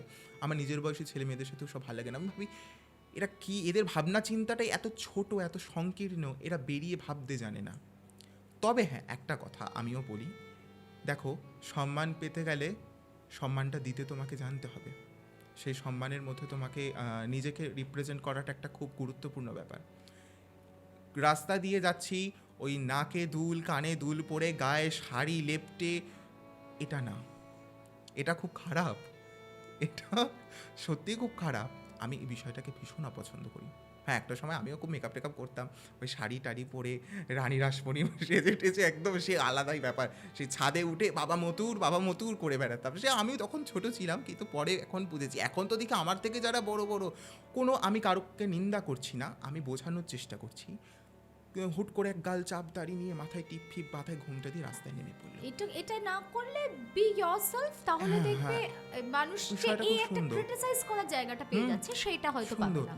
তারপরে আমি কেন কাউকে বলতে দেবো কিছু, গিয়ে হুটপাট কাউকে অ্যাপ্রোচ দেওয়া, ঠিক আছে, সে তো তার মতো হয়তো একটু স্ট্রেট। আমি আমার চোখের সামনে এমন ঘটনা দেখেছি, মেট্রো স্টেশনে দাঁড়িয়ে রয়েছে, গিয়ে তার কাছে গিয়ে অ্যাপ্রোচ করা, তাকে নানান রকমভাবে সিরিয়াস করা, তাহলে তো তোমাকে বলবেই ভাই। মানে এক হাতে তালি বাজে না, জানো তো, সত্যি কথা বলতে গেলে হয়তো একদিকের পাল্লাটা বেশি ভারী, কিন্তু আরেক দিকের পাল্লাও ভারী আছে। তো ওটাই বলি যে দেখো, যার মধ্যেই যাই থাকুক না কেন, হতেই পারে এটা কেউ আমরা শখ করে ওপর থেকে নিয়ে আসিনি, কারোর মধ্যে ইনফ্যাক্ট এখন ব্যাপারগুলো খুব গ্রো করছে। তো ঠিক আছে, আর অনেকে এই কিছু জন আছে, আমি বলবো না। আমি যেমন একজনকে চিনি, সে এলজিবিটি কমিউনিটির মেম্বার, সে একটি ফেক দেখানো একটি ফেক মেকি প্রেম টেম করতো, তার সে প্রেম টেকে নাকি কখনো? হ্যাঁ, তাকে যখন সবাই মিলে আমরা বন্ধুরা মিলে বললাম, আচ্ছা তোর কি এরকম কোনো ব্যাপার আছে? না না, আমার মধ্যে ও সব কোনো নেই। হ্যাঁ, আগে ছিল, এখন নেই, আমি ও সব নই, আমার ভালো লাগে না। ঠিক আছে, আমি তখন বুঝলাম ওর মধ্যে সমস্যাটা এখনও গ্রো করছে, এখনও রয়েছে। ইনফ্যাক্ট এখনও সত্যি ও ভীষণ সাফার করছে। আমি ওকে নানানভাবে কাউন্সিল করেছি, ঠিক আছে বেরিয়ে আয়। না, সবাই কি বলবে, আশপাশ কি, সবাই কিছু না কিছু বলবেই। তুই আজকে যদি নর্মালও লাইফ লিড করিস, সবাই বলবে যে দেখো সমাজের প্রতি কোনো অবদান রাখেনি। আবার তুই যদি সমাজের জন্য কিছু করিস, বলবে হ্যাঁ সংসার করেনি, কিছু করেনি, আবার কীরকম বলো না, যারা জীবনে এগিয়ে গেছে তাদেরকে কথা শুনতে হয়নি, কথা শুনতে হয়েছে ভাই। তো আমার বাড়িতে যখন আমি ভাবলাম ব্যাপারটা বলবো কি করে, তবে আমি ঠিক ছিলাম যে আমি দেখো বলবোই, কারণ চেপে চুপে রেখে হয় নাকি। আমার পিসি নিজে থেকে আমাকে একদিন বলছেন যে তোমার মধ্যে কি এরকম কোনো ব্যাপার আছে? যদি থেকে থাকে তো ঠিক আছে, কোনো সমস্যা নেই আমাদের তাতে, শর্ত একটাই, তোমাকে পড়াশোনা করতে হবে। তুমি ভেতরে যাই হও, সেটাই তো আমাদের সম্পূর্ণ পরিচয় নয়। তুমি মানুষটা কীরকম, তোমার পড়াশোনা, তোমার জ্ঞান, তোমার শিক্ষা তোমাকে সবার সামনে প্রমোট করবে। সেক্সুয়াল ওরিয়েন্টেশন থাকতেই পারে, যা অনেক রকম অনেক কিছু। তো আমার পিসি খুব সাপোর্ট করেছিলেন, এখনও পর্যন্ত আমার পিসি খুব সাপোর্ট করেন এই বিষয়টা নিয়ে। অনেকের বাড়িতে মারধর, এমনকি মানে নৃশংস ঘটনাও শুনি, সব বাইরের দিকে পুড়িয়ে মারা, মেরে ফেলা, নিজের ছেলে মেয়েদেরকে মেরে ফেলা। তো সেখানে এগুলোর মধ্যে দিয়ে আমাকে ফেস করতেই হয়নি। মানে আমি মাঝে মাঝে ভাবি, খোলা আকাশের দিকে তাকিয়ে ভাবি আমি কতটা লাকি আমি, তার জন্য ভগবানের কাছে অশেষ ধন্যবাদ দিই। সত্যি কথা, তোর পিসিমণিকে এটা আমি বাহবা না দিয়ে পারছি না। ওনার মতন বড় মনের মানুষ হতে গেলে ধক লাগে, সিরিয়াসলি। প্রথম কথা হচ্ছে যে দেখ, উনি কিন্তু তোর মা না থাকার যে খালি জায়গাটা, সেটাকে ওনার বেস্ট দিয়ে ভরে দেওয়ার চেষ্টা করেছেন। তুই কতটা স্যাটিসফাইড সেটা নিয়ে আমি প্রশ্ন করবো না, সেটা তোর পার্ট।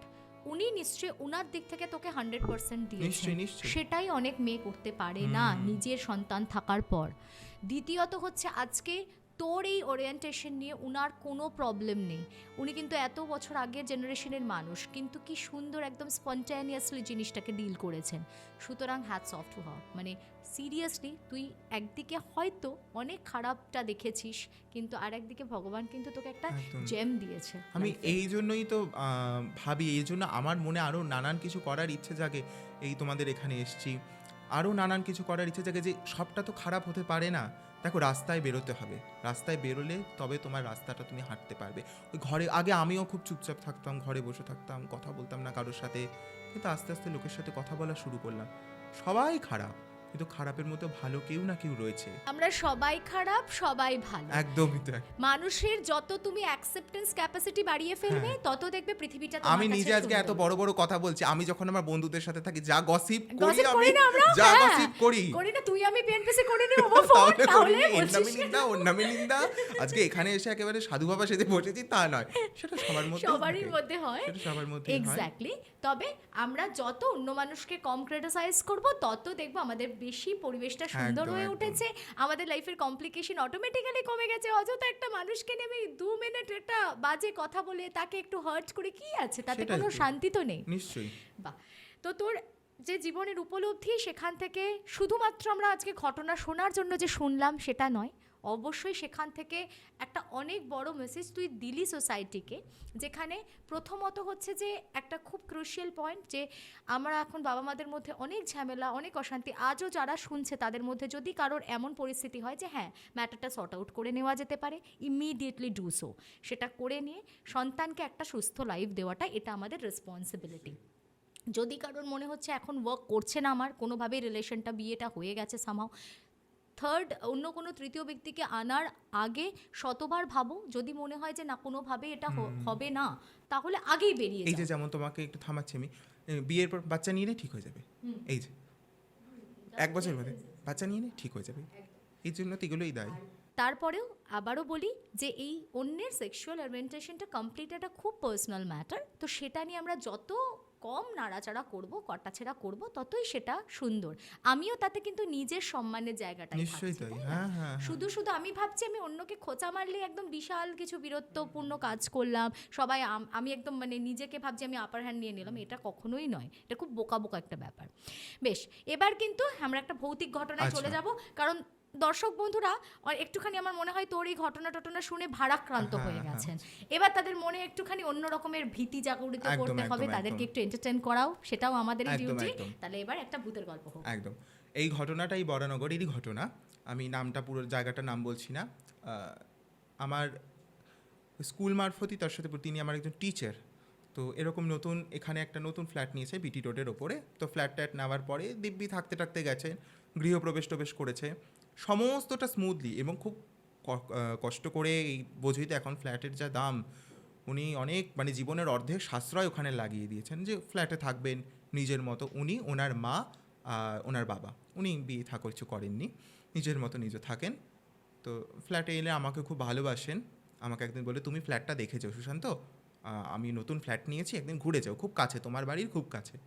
আমি গেলাম, আমি কিছু বুঝিনি, প্রথমে গেলাম গিয়ে খুব সুন্দর ওদের ঘর দিয়ে ঢুকে লম্বা বারান্দা, মানে মেন এন্ট্রান্স দিয়ে ঢুকে লম্বা বারান্দা, বারান্দাটা গিয়ে শেষ হচ্ছে কিচেনে। মানে তুমি যদি গেটটা খোলো দেখবে কিচেনে একজন কেউ দাঁড়িয়ে রয়েছে, সে যদি দাঁড়িয়ে থাকে তুমি দেখতে পাবে। এবার ডান দিক দিয়ে পরপর 2টো মাস্টার বেডরুম, তারপরে একটা বড় ড্রয়িং, তারপরে টয়লেট। আচ্ছা, প্রথম দিন গেলাম, সেদিন আরও বাড়িতে লোকজন ছিল, তো কিছু বুঝতে পারিনি। তো এইবার ঘটনাটা হচ্ছে, এটা খুব রিসেন্টলি ঘটনা, 25 মে মাসের ঘটনা। মে মাসের গরমকালে, এই 12-13 তারিখ নাগাদ করে, স্কুলটা তখন সবে ছুটি পড়েছে গরমের ছুটির জন্য। উনি বেরিয়েছিলেন এই বাইরে কোথাও, কোনো কাজে হয়তো বেরিয়েছিলেন, বাড়ি এসেছেন। এসে একটা ঘরে উনি ওনার মা শুতেন, আরেকটা ঘরে ওনার বাবা শুতেন। বাবা যে ঘরে শুতেন সে ঘরে টিভি ছিল। তো বাবাকে দেখছেন, ঘরে এসে দেখছেন বাবা শুয়ে শুয়ে টিভি দেখছেন। তো বাবাকে বলছে, তুমি খাওয়া দাওয়া করেছো? বাবা বলছে, হ্যাঁ আমি খেয়ে নিয়েছি, তোর খাবার চাপা দেওয়া আছে, তুই খেয়ে নে। মা কিন্তু বাড়িতে নেই। বলছে, মা কোথায় গেছে? বলছে, মা ব্লাউজের দোকানে গেছে। ঠিক আছে, খাওয়া দাওয়া করেছে। এই খাওয়া দাওয়া করার পর নিজের ঘরে গেছে, এসি গিয়ে দেখছে ঘরটা খুলেছে, ঘরটা এমনি অন্ধকার। খোলার পর দেখছে ঘরে খাটের মধ্যে ওনার মা শুয়ে আছে। তখন ওর মাকে নিজে থেকেই বলছে, হ্যাঁ তুমি কী গো? বাবা বললো, তুমি কখন এসছো? বাবা বলছে যে তুমি এসে আসনি, ব্লাউজ শাড়ি করতে গেছিলে, পিকো করাতে গেছিলে। এই লোকটার চোখটা খারাপ হয়ে গেছে, দেখেছো নিজের মনেও আপন মনে বলে যাচ্ছে, যা হয় আমরা ঘরে থাকি না, বাবার নামে বলি বুড়োটাকে দেখেছো, হ্যাঁ ওরকমভাবে বলছে যে লোকটার চোখ খারাপ হয়ে গেছে। টিভি দেখে যাচ্ছে, একটা জলজান্ত মানুষ ঘরে ঢুকে আসলে চোর ছাড়ছে ঢুকে যাবে কোনো দিন। তারপর আবার গিয়ে বাবাকে বলতে গেছে, ওই এই তো মা এখানে। গিয়ে দেখছে ওর বাবা ঘুমিয়ে পড়েছে ততক্ষণে। বলছে ঠিক আছে, যা হওয়ার হয়ে গেছে, হয়তো খেয়াল করেনি, বয়স হয়েছে, মাথায় নেই। ও কী করলো, ওর মাকে বলছে, ওর মা কিন্তু ওই জিনিসটি কিন্তু তখনও শুয়েছিল, ওর মা তখনও শুয়ে রয়েছে, হ্যাঁ এক পাশ ফিরে, মানে এরকম খাটে উঠতে হয়, ওই দেওয়ালের দিকে মুখ করে শুয়ে রয়েছে। ও ও তখন বলছে কি, বাবা গরমের মধ্যে ফ্যান না চালিয়ে দরজা জানলা বন্ধ করে আছো কি করে, ভূতে ধরেছে নাকি, এরকম তখন বলছে। ও বলে নিজে ফ্যান চালিয়ে ওর মাকে ডিঙিয়ে টপকে গিয়ে, মানে হয় না ঘরের মধ্যে দেখবে এই যদি সব আলো নিভে যায়, একটা অন্ধকার কিন্তু একটু আলো থাকে, ওই আলোয় কারোর মুখ দেখা যায় না কিন্তু বোঝা যায় কেউ আছে, ওর মায়ের দিকে তাকায়নি, মায়ের দিকে পিঠ দিয়ে শুয়ে পড়েছে। এইবার অনেকক্ষণ পর তন্দ্রা এসছে যখন, ও মানে তন্দ্রার মধ্যে বুঝতে পারছে সারা ঘরে ঢাক বাজছে, সারা ঘরে ঢাক বাজছে। এবার ও ভাবছে এটা কি আমি স্বপ্ন দেখছি বা কিছু, বা রাস্তা দিয়ে অনেক সময় অনেক রকম প্রসেশন যায় ঠাকুর ফাকুর নিয়ে, ঢাক বাজবে কেন। এইবার হঠাৎ করে ঘরে লাইট জ্বালিয়েছে, লাইট জ্বালিয়ে এসে ওর মা নিজের মনে কী সব বলতে বলে, কি রে কখন এলি হয়েছে কাজ হয়েছে কোনো, হয়তো কাজে গেছিল। এবার ঘুম চোখে বলছে কি হয়েছে, তুমি উঠলে কখন, ঢাক ফাক কোথায় বাজছে, বলছে কি বলছিস তুমি উঠলে কখন, ঢাক ফাক কোথায় বাজছে, কি হয়েছে, তুমি শুয়েছিলে না এখানে, হচ্ছে কোথায় শুয়েছিলাম, এই তো এলাম এখনো। আর উনি স্টিল বাইরের জামা কাপড় ছাড়েনি তখনও, একদম সে চুল টুল বেঁধে, মানে ঘুম থেকে উঠে মেয়েকে কেউ ভয় দেখাবে বলে ঘুম থেকে উঠে চুল বেঁধে জামা কাপড় পরে থাকবে না, গরমকালে বাইরে থেকে এসছে রোদের মধ্যে থেকে, ঘাম টাম সমস্ত কিছু বোঝা যাচ্ছে, তুমি বাইরে ছিলে না, বলছে তুমি ঘরে শুয়েছিলে তো, আধ ঘন্টা হলো আমি তোমাকে ডিঙিয়ে টপকে গিয়ে ওপারে শুনলাম, চোখটা লেগেছে আর সমানে শুনছি ঢাক বাজছে, রাস্তায় এত আওয়াজ হচ্ছে। হ্যাট, আমি এই সবই এলাম, তোর বাবাকে বলে গেলাম যে তনু আসলে বলে ডাকনাম তনু আসলে বলে দিয়ে খেয়ে নিতে, আমি কিন্তু ওই ব্লাউজ কটা ছিল সামনে বিয়ে বাড়ি পিকো করাতে গেছিলাম, ওখানেই সময় লাগলো। ও মাকে বলছে আমি কিছুতেই বোঝাতে পারছি না, এটা প্রথম ঘটনা। তাহলে আমি বললাম তোমার কি ভুল হয়েছে কোথাও মনে, আপনার ভুল হতেই তো পারে, অনেক সময় অন্ধকারের মধ্যে হয়তো কোলবালিশটাও মনে হয় যে কেউ বসে। আমি টপকালাম, একটা মানুষের যে গায়ে নরম স্পর্শ সেটা আমি পেলাম, এটা গেল প্রথম ঘটনা। আচ্ছা, এই আমার ম্যাডামের যিনি মা, তিনি ওই তোমার হয় না দুদিন বয়স্ক মহিলা, তো এইখানে এই মন্দির ওই মন্দির, সকালবেলা বেরিয়ে যান রাত্রেবেলা আসেন, আর ওনার বাবা এরকম একা থাকে, আর উনি স্কুলে বেরিয়ে গেছেন, তখন গরমের ছুটি খুলে গেছে। তো আমাকে এই ঘটনাটা ম্যাডাম বলেছিলেন যে এরকম হয়েছে জানিস তো, কী করবো বলতো। বললাম ঠিক আছে আরেকবার যদি হয়, কারণ আমিও প্রথমে ভেবেছিলাম হতে পারে নতুন জায়গায় গেছে, এরকম হতেই পারে। আর অনেক সময় হয় কি, আমরা যেখানে থাকি নানান রকম জিনিস তো থেকে থাকে, হঠাৎ করে কিছু একটা ঢুকে পড়েছে, সেটা সেই মুহূর্তে আটকা পড়ে গেছে, বেরোতে পারিনি, হয়তো সেই ক্ষণিক সময়ের জন্য একটা সমস্যা তৈরি হয়েছে, ওই যেমন হাওয়া বাতাস লেগে যায় না আমাদের, ওরকম। তো আমি তখন ম্যাডামকে বললাম যে ঠিক আছে আপনি দেখুন, দ্বিতীয়বার যদি এরকম হয় আমাকে বলবেন, আমি দেখছি কি করা যায়। বলছে ঠিক আছে। তারপরে জুন জুলাই আগস্ট দারুণ কেটে গেল। পুজোর আগে আগে শপিং করতে গেছে, শপিং করতে গিয়ে উনি বাজার কলকাতায় শপিং করতে গেছে, ট্রায়াল রুমে ট্রায়াল করতে ঢুকেছে কিছু একটা নিয়ে। উনি বলছেন আমি ট্রায়াল রুমটা পুরো লক করে আয়নার দিকে তাকিয়ে সমস্ত কিছু একদম ছেড়ে টেরে আবার নতুন নিজের জামা কাপড় পরে দেখলাম ঠিক আছে, বেরোতে যাব আমি, আমি যখন দরজাটা খুলে বেরোবো আমার ছায়াটাও তো বেরোবে, ও ছায়াটা দাঁড়িয়ে রয়েছে। এইটা শুনতে কি আমাকে বলছে যখন আনছি, হ্যাঁ এটা হয় নাকি, আমি আমি নিজে এত কিছু দেখেছি পৃথিবীর জীবনে। বলছে না এটা হয়েছে, আমি একটা হাই স্কুলের টিচার, আমি কেন তোকে ডেকে মিথ্যে কথা বলবো, আমাকে কেউ বিশ্বাস করছে না, আমি কি পাগল হয়ে গেলাম সুশান্ত। বললাম আচ্ছা। এই যে ছায়া সরছে না ব্যাপারটা, এই ঘটনাটা হওয়া শুরু করলে এবার ওনার বাড়িতে, হয়তো বিছনা উনি যে ঘরটায় শুতেন উনি আর ওনার মা, ওই ঘরে একটা আয়না ছিল, ওনাদেরই বাড়ির আয়না, গোল আয়না, ওই আয়নাটা ওনাদের খাটের পাশে আয়নাটা রাখা থাকতো। হয়তো মনে হচ্ছে এ পাশে ফিরে আয়নার দিকে মুখ করে শুয়ে রয়েছে, মুভ করছেন যখন মনে হচ্ছে ছায়াটা মুভ করলো না, আয়নার ছায়াটা স্টিল ওখানে দাঁড়িয়ে, কিন্তু উনি মুভ করছেন, পেছন ফিরে দেখছেন ছায়াটা ওরকমভাবে ঘরে মানে ওরকম স্টিল ওখানে ওইদিকে মুখ করে দাঁড়িয়ে। সঙ্গে সঙ্গে উঠে লাইট ফাইট জ্বালিয়ে তখন দেখছেন যে মানে আমি ব্যাপারটা কতটা বোঝাতে পারছি জানি না, আমি উনি যতটা মানে উনি না পুরোটা এরকম স্পষ্ট করে গল্প বলার মতো করে বলেননি, উনি যখন আমাকে কথাগুলো বলতেন আমি একটা দেখলাম আয়নাটা ছায়াটা না নড়লো না, ওরকমই রইলো, আমি ঘুরে গেলাম ওইদিকে, মানে বুঝতে পারছি উনি কতটা ভীত এই ব্যাপারগুলো আর একা থাকেন। তো তখন আমি বললাম ঠিক আছে আমি তাহলে একদিন আপনার বাড়িতে যাই, ওনার ফ্ল্যাটে আমি আরেকবার গেলাম, ওই কিছু টুকটাক শিখেছি, মানে আমার এই সমস্ত এটা মেনশন করা হয়নি পুরো এপিসোডে কি ও কিন্তু অল্প কিছু স্পিরিচুয়াল প্র্যাকটিসের সঙ্গে যুক্ত আছে। হ্যাঁ আমি শিখেছি, আমার ওই যে বললাম যে ফাঁকা সময়টা থাকতো এইসবই করতাম, বইপত্র পড়ে এই প্যারানর্মাল অ্যাক্টিভিটি, সামথিং পজিটিভ, কোনো নেগেটিভ কিছু হ্যাঁ হ্যাঁ ওই বান মারা বশীকরণ এসব ওই কিছু আমি সমস্ত করি নয়, না, পারিও ভীষণ না। পজিটিভ, যার জন্যই ওর সাথে আমার ভাইবটা ভালো ম্যাচ করেছে অ্যাকচুয়ালি। ও ওই সমস্ত কিছু নয়, বাট খুব সুন্দর স্পিরিচুয়াল প্র্যাকটিস, মানে টুকটাক কারোর বাড়িতে যদি কোনো সমস্যা হচ্ছে, সেখানে কোনো নেগেটিভ কিছু আছে কিনা সেটাকে খুব কিছু ছোটোখাটো জিনিসের মাধ্যমে কি করে রিমুভ করা যায় এই ধরনের প্র্যাকটিসও এই করে। সমস্ত কিছু। তো আমি যেদিন বাড়িতে গেলাম, সত্যি না, আমি গিয়ে কিছু বুঝতে পারি না। আমি আয়নার সামনে দাঁড়িয়ে রয়েছি, এদিক করি, ছায়াও দেখি তাই করে, কিচ্ছু আমার ক্ষেত্রে আমি কিচ্ছু বুঝতে পারি না। এক এক জায়গায় গেলে বোঝা যায়। তো আমি যেদিন গেলাম, উনি সেদিন রাত্রেবেলা একটা স্বপ্ন দেখলেন। এইটুকুন একটা বাচ্চা মেয়ে, 5-6 বছর বয়সী, বলছে যে তোমরা এখানে থাকতে এসছো, আমার কাকা থাকতে দেবে না, আমার কাকা কিন্তু থাকতে দেবে না। এটা তুই স্বপ্ন দেখেছিস? উনি না স্বপ্ন, ওই আমার ভদ্রলোকই ভদ্র দেখেছেন? মহিলা আচ্ছা। স্বপ্ন দেখছে, মানে ওই ভদ্রমহিলা স্বপ্ন দেখছেন, আমার যিনি ম্যাডাম। বলছেন যে, আমার মিস বলছেন যে আমি স্বপ্ন দেখছি, একটা ছোট্ট বাচ্চা মেয়ে আমার হাত ধরে ধরে বলছে, আন্টি আন্টি আমার কাকা তোমাকে থাকতে দেবে না এখানে, এখান থেকে বের করে দেবে আমার কাকা তো খুন করেছে আমাকে। এবার আমাকে এই ঘটনাটা বলছে, না আচ্ছা ঠিক আছে। এইবার আমি পরের দিন আবার গেলাম। এই স্বপ্নটা দেখার পর না, উনি মানে স্বপ্নটা দেখেছে ধরো রাত্রিবেলা 11টা 11:30 ঘুমিয়েছে, এবং ঘুমানোর সাথে সাথে যে হালকা তন্দ্রাটা আসে, এই তন্দ্রাটায় উনি স্বপ্ন দেখেছে। স্বপ্ন দেখার পর ওনার ঘুম ভেঙেছে। ঘুম ভাঙার পর উনি ফিল করছেন যে উনি যে খাটে শুয়ে রয়েছেন, খাটের নিচে বসে যদি খাটের উপরে কেউ এরমভাবে গুঁতো মারে, তুমি দেখবে বুঝতে পারবে যে নিচে তোমার একটা অসুবিধা হচ্ছে, প্লাইউডের মধ্যে গুঁতো টুতো লাগছে। দুম দুম দুম। ওর মা বলছে, কি হচ্ছে, কিছু বেড়াল টেড়াল ঢুকেছে নাকি জানলা টানলা খুলে? কিন্তু এই তো শহরের এলাকা, ওখানে বেড়াল ঢুকবে কোথা থেকে? নিচু হয়ে একদম টর্চ ফর্চ মেরে দেখছে, পুরো পরিষ্কার, যেমন নর্মাল জিনিস থাকে।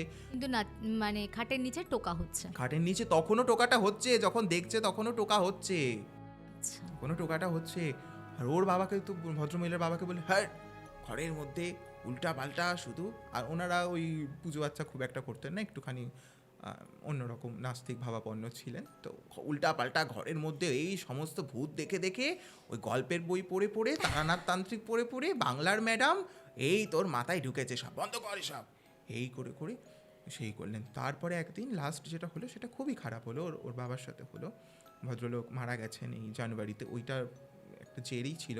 বাথরুমে উনি স্নান করতে গেছেন, দুপুরবেলা স্নান করতে গিয়ে উনি এরকম মগে জল ঢালছেন। যতবার জল ঢালছেন, মানে উনি গল্প করছেন, মুখ চোখের সামনে থেকে জলটা পড়ছে, আমরা কিরমভাবে মুখটা জলটা মুছে নিই, জলটা যতবার পড়ছে হালকা জলের আলোয় দেখছে পরপর দুজন দাঁড়িয়ে রয়েছে বাথরুমের মধ্যে। ও মাই গড। প্রথমবার হয়ে গেছে, উনি বলছে যে ভুল দেখেছি। আবার করেছে, আবার দেখতে পাচ্ছে, বলছে এই এদের সাথে, মা বেটির সাথে থাকতে থাকতে মাথা খারাপ হয়ে গেছে, কি দেখছি। তারপরে এবার আবার যখন জল ঢেলেছে, আবার দেখতে পাচ্ছেন সেই এক জিনিস। তখন ওইটা উনি কথাটা যে বলবেন যে আমাকে বাঁচাও বা এটা কে, উনি কথাটা বলতে পারেননি, গলাটা চোখড হয়ে গিয়ে স্ট্রোক হয়ে মুখের বাতিকটা পুরো পড়ে গেছিল মুহূর্তের মধ্যে। দাঁড়াম করে একটা আওয়াজ, মানে মাথাটা পুরো বাথরুমের ফ্লোরে লাগলো, কান থেকে রক্ত বেরোলো। তখন তো নিয়ে হসপিটালে ভর্তি করা হলো ইমিডিয়েটলি। উনি সুস্থ হলেন কিছুটা, মানে উনি না খুব ভালো করে তারপর কথা বলতে পারতেন না কাকু, আমি গিয়ে দেখেছি। ওই ভাঙা উনি এই ঘটনাটা আমাকে বলেছিলেন, মানে খুবই যা হয়েছে ওদের সাথে, ওরা না কেউই পুরোপুরি বলতে পারেনি। হয়তো আরও অনেক ঘটনা হয়েছে, আমি কিছু বলতে পারতাম, কিন্তু ওরা বলতে পারেনি বা বলতে চায়নি। ভাঙা বলায় আমাকে বলছে, আমি না দেখলাম সামনে দাঁড়িয়ে আছে, মানে উনি বলতে পারছেন না ব্যাপারটা। এবার আমি তখন বাড়িতে আসলাম, এসে আমার কিছু জিনিস রয়েছে এবং আমার সাথে একজন বন্ধু রয়েছে, আমি তাকে ব্যাপারটা বললাম। আমার বন্ধু, সেও খুব ভালো এই সমস্ত স্পিরিচুয়াল অ্যাক্টিভিটির সাথে, সেই নিজের জীবনটাই অর্ধেক ওখানেই কাটিয়ে দিয়েছে, আমার থেকে বড়। সে ওই বাড়িতে গেল, বাড়িতে গিয়ে ওই যে ঘরটায় প্রথম সমস্যা শুরু হয়েছে সেই ঘরটা বন্ধ করলো, বন্ধ করে নিজে ভেতরে বসে ওই যে বললাম একটা বাচ্চা মেয়ের স্বপ্ন দেখা যাচ্ছিল, প্রথমে বলার চেষ্টা করলো যে মা তুমি কে। আমি একটা জিনিস খুব ভালো, এই তেল মাখালে কিন্তু ভূতও খুব ভালোবাসে। মা তুমি কে, কি হয়েছে তোমার, কেন এরম করছো, তুমি কি কিছু জানো, যদি তুমি থেকে থাকো তুমি এসো। খাটের তলা থেকে, ও আমাকে গল্প করেছে, খাটের তলা থেকে বিছনার চাদরটা ঝুলছে, চাদরটার মধ্যে তুলে হামাগুড়ি দিয়ে বেরিয়ে আসছে, এসে ওর পাশে বসেনি কিন্তু ওর থেকে দূরে, খাটটা ওখানে রাখা, ও এখানে বসেছে, এরকম খাটের তলা থেকে যেমন আমরা বলি না আয় বাবা বেরিয়ে আয়, খাটের নিচে ঢুকেছিস কেন, চাদরটা তুলে বেরিয়ে এসে কোকড়া চুল, চোখটা নীল পুতুল, মেয়েটা খুব সুন্দর দেখতে, এসে বসে ও কিছু বলবে না। আমি তো তুমি কিছু বলছো না কেন, বলো তুমি কে, তুমি তো এই ঘরে ছিলে না, তুমি কে। এইবার খাটের তলা থেকে হামাগুড়ি যেটা হনুমানের মতো জিনিস বেরিয়ে আসছে, এইটাতে খুব ভয় পেয়েছে আমার বন্ধুটা, ওকে। খুব ভয় পেয়েছে। কে ওর পাশে মানে মেয়েটার পাশে বসেছে, বসে তখন অনেকক্ষণ পর মানে ও ভেতরে জানি না কি করেছিল, বাচ্চা ওই হনুমানের মতো যে কি ওটা বোঝাই যাচ্ছে না, মানে এরম কুজো হয়ে বসেছে, সারা মুখে লোম, মানে ও বলছে ঘরটা তো অন্ধকার, ঘরের মধ্যে বাচ্চা মেয়েটাকে দেখতে পাচ্ছে, খুব সুন্দর মেয়েটা বসে আছে, মেয়েটাকে দেখে তুমি ভয় পাবে না যদি তোমাকে ঘটনাটা না বলে দেওয়া হয়, বুঝতে পারছো একটা ছোট্ট পুতুলের মতো মেয়ে, ওইটাকে দেখে তুমি পুরো ঘরের মধ্যে এরকম ঝুবুধুবু হয়ে বসে, চোখ দুটো খালি লাল লাল জ্বলছে, এরকম ব্লিঙ্ক করছে।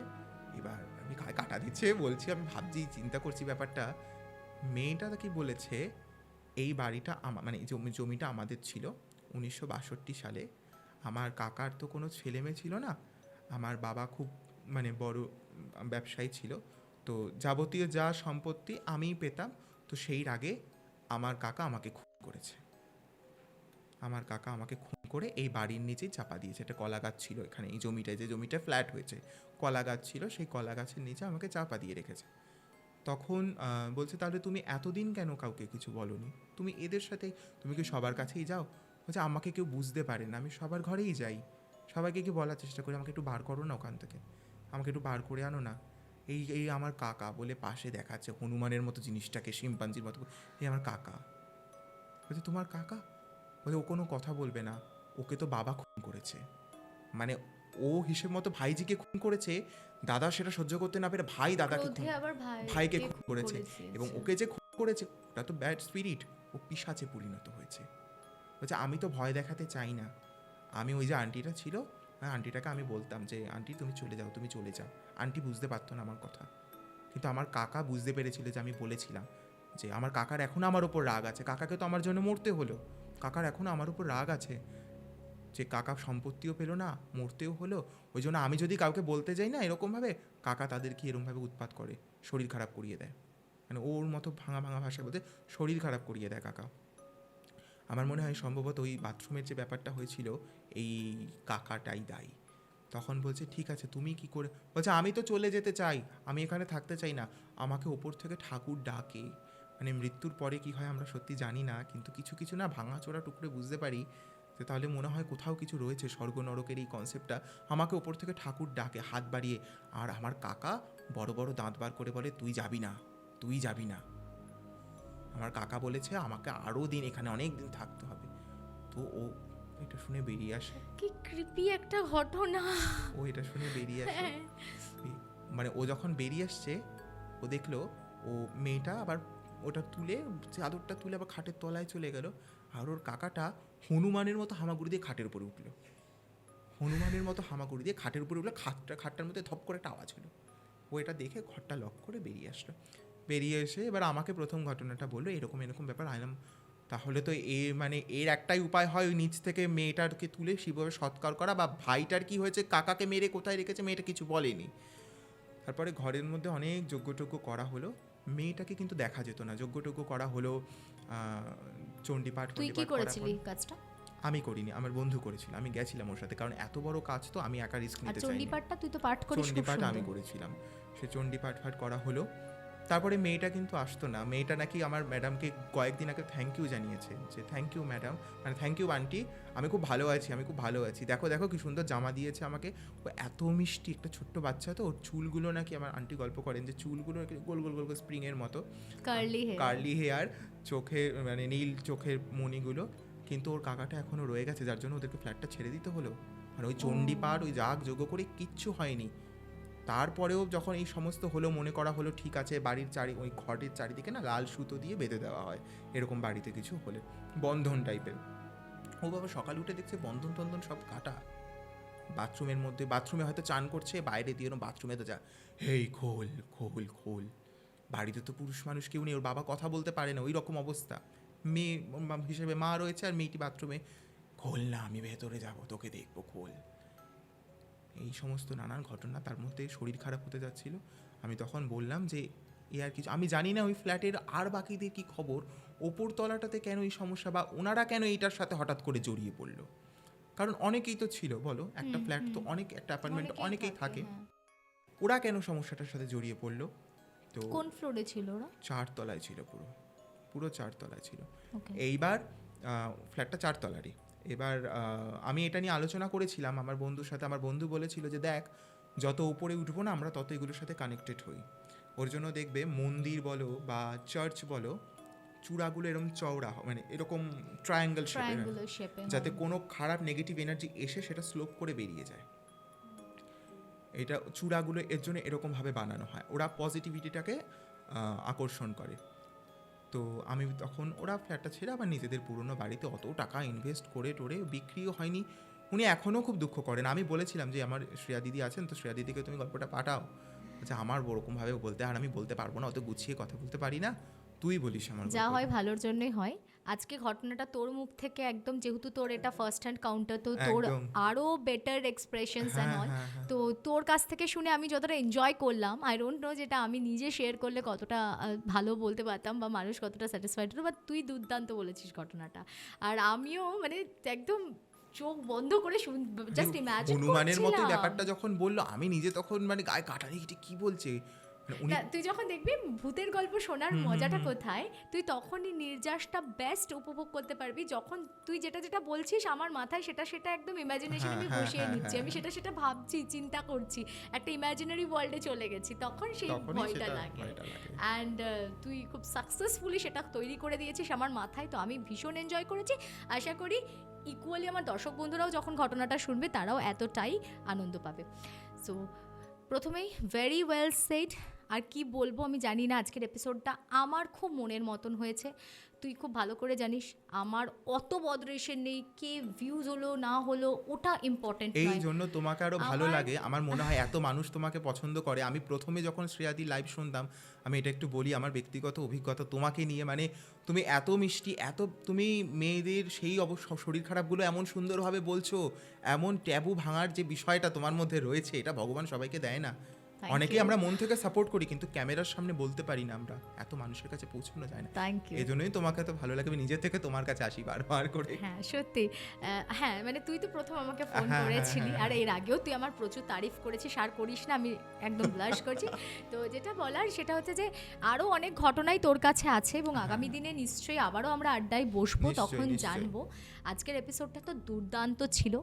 আজকের এপিসোডটা শুধুমাত্র ভূতের গল্পের জন্য নয়, একটা অন্য আঙ্গিকেও খুবই একটা টাচি, খুব ক্রুশিয়াল একটা টপিক, সব কিছু ইনক্লুড করেই ভীষণ ভালো একটা এপিসোড আমরা কন্ডাক্ট করলাম। অ্যাটলিস্ট স্যাটিসফ্যাকশনটা কোথা থেকে এলো যে এপিসোডটা যদি ধৈর্য ধরে কেউ পুরোটা শোনে, তাহলে হয়তো তার মানসিকতার কিছু পরিবর্তন আসতে পারে বা একটা উপলব্ধি জাগরিত হতে পারে। শুধুমাত্র ভূতের গল্প শোনানো আর এন্টারটেন করাটা তো একটা পারপাস হতে পারে না পডকাস্টের। ডেফিনেটলি একটা গুড সোশ্যাল মেসেজ আমরা দিলাম, তারা সেখান থেকে অ্যাটলিস্ট যদি কিছু মানুষের আংশিক কিছু ডেভেলপ হয় তাহলে সেটাই আমাদের স্যাটিসফ্যাকশন, রাইট? সো এই এপিসোডটা এখানেই ক্লোজ করব। আমার স্ক্রিনে যে নাম্বারটা পপড আপ হচ্ছে সেই নাম্বারে যোগাযোগ করে ডাইরেক্টলি আমার সাথে কথা বলে দৈবিক, ভৌতিক, বাস্তব জীবনের কোনো অভিজ্ঞতা শেয়ার করতে চাইলে এই স্টুডিওতে আপনারাও চলে আসতে পারেন এবং আমার সঙ্গে নির্দ্বিধায় আপনাদের যে কোনো ধরনের অভিজ্ঞতা শেয়ার করতে পারেন। তবে আজকে এখানেই ক্লোজ করছি। Thank you so much for coming. অনেক অনেক ধন্যবাদ, ভালো থেকো।